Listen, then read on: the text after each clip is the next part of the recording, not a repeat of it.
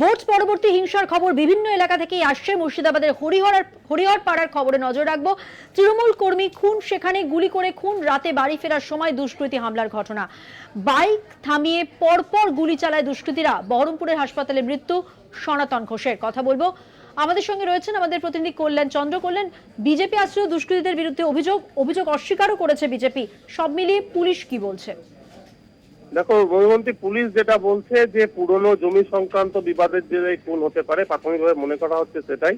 এবং সনাতন ঘোষের সঙ্গে নিজের গ্রামেই অন্য এক জমি মালিকের সঙ্গে বিবাদ ছিল এবং 2021 সালে ওই গ্রামেই বাদল ঘোষ নামে একজন খুন হন এবং বাদল ঘোষের খুনের ঘটনায় সনাতনের নাম নাকি জড়িয়ে যায়, এরকমই অভিযোগটা উঠছে।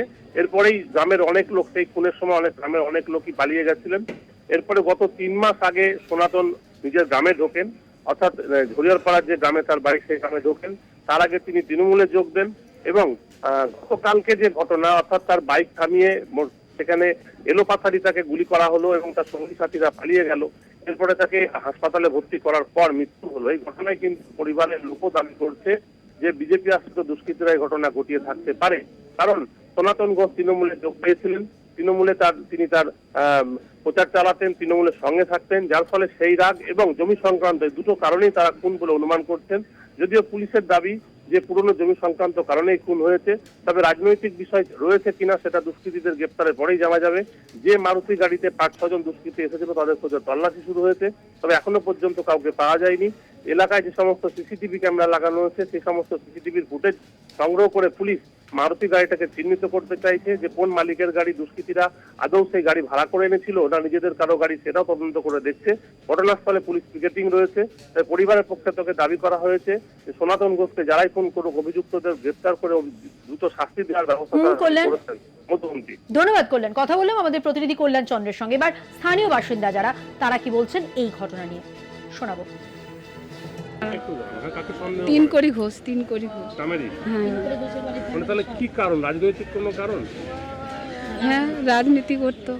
আপনার ভাই দাদা কি পার্টি করতো? তৃণমূল। যারা মেরেছে তারা কি করে? ওরম না বিজেপি নাকি করতো। তো রাজনৈতিক কারণে কি কারণ আরো রাগ বেশি? হ্যাঁ। তো আমাদেরকে, আমরা এই রাস্তায় এই ধার দিয়ে আসছি, ও আমাদের পেছনে একটা মারুতি চলে আসলো হঠাৎ এই গলি থেকে নামলো। ও আমরা মনে করছি পাবলিক, অন্য মারুতি, আমরা তো খেয়াল করিনি। আমরা এখানে এসে আমাদের গাড়িতে তাল মেরে দিল, সোনার গাড়িতে তাল মেরে দিলাম। প্রথম গুলি করে দেখুন আমরা আপন পালিয়ে গেলাম, আর সোনাকে একাই পেয়ে ওরা দুটো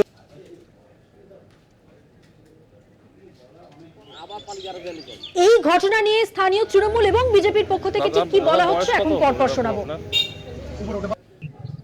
ওখানে তো একটা বিষয় রয়েছে, কেন কি ওই বুথটা বরাবরই শ্রীপুর পাড়াগ্রাম, যেটা ওখানে বিজেপির একটা বড় উৎপাদ এবং ভোটে ওটা লিড করেছে। তো এই বিষয়টা নিয়ে হয়তো পার্টির কোনো একটা ব্যাপার থাকতে পারে, এখনো স্পষ্ট হয়ে বোঝা যাচ্ছে না। পার্টির ব্যাপার আছে। বিজেপির দিকে নাকি? হ্যাঁ, 100% বিজেপির দিকে। এখানে বিজেপি করেছে এটা। না, এরকম কোনো ঘটনা নয়, তদন্ত করলে পাওয়া যাবে। কেন গোটা মুর্শিদাবাদ জেলা না, ওটা বাংলা জুড়ে তৃণমূলের সন্ত্রাস চলছে, ভোট পরবর্তী হিংসা চলছে। আপনারা 21 বিধানসভা নির্বাচনের পরেও দেখেছিলেন 27 দিনে 26 জন খুন হয়েছিল। আজকে 4 জুনের পর আপনি দেখতে পাচ্ছেন কোথাও মিছিল থেকে গিয়ে দোকানে হামলা, কোথাও প্রধান মেম্বারকে মারা হচ্ছে, কোথাও বিজেপির চারিধারে কর্মীদেরকে ধমকানো চমকানো হচ্ছে। একবারে নির্বাচনের পর বিরোধী রাজনীতি করার অধিকারকে কেড়ে নিয়েছে তৃণমূল। আজকে যেভাবে ভোট বাড়ছে বিজেপি, এতে রাতের ঘুম ছুটে যাচ্ছে।